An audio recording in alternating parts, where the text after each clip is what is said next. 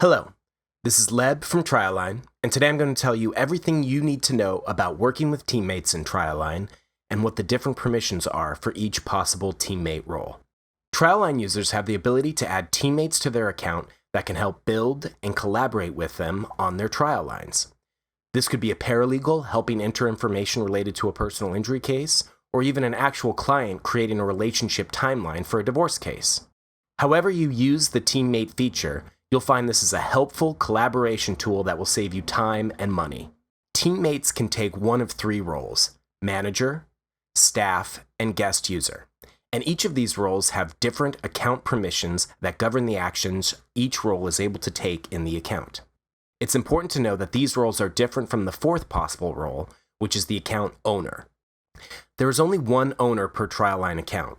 The owner is generally the person who first sets up the initial TrialLine subscription and provides the payment method and billing authorization. The owner can create additional manager, staff, and guest teammate accounts from their dashboard.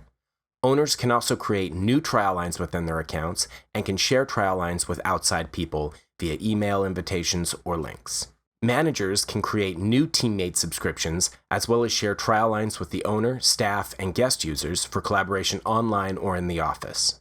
Managers can create new TrialLines within their accounts and can also share TrialLines with outside people via email invitations or links. Staff cannot create new TrialLine teammate subscriptions. Staff can work on TrialLines shared with them by managers or owners and can also create new TrialLines and share TrialLines with outside people via email invitations or links. Guest users cannot create new TrialLine teammate subscriptions and do not have the authority to create new charges. Guests cannot create new TrialLines, and they can only work on a single TrialLine that has been shared with them by a manager or owner. Guests cannot share TrialLines with anyone, and they can only see the single TrialLine that has been shared with them. To create new and also see existing teammates, go to the Team tab in your TrialLine dashboard.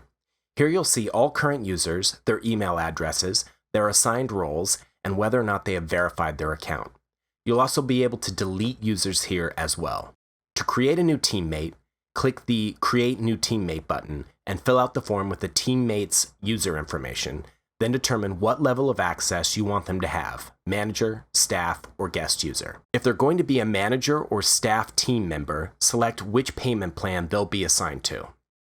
Be aware that if you, as the account owner, are a month-to-month subscriber, your teammate will also have to be a month-to-month subscriber as well.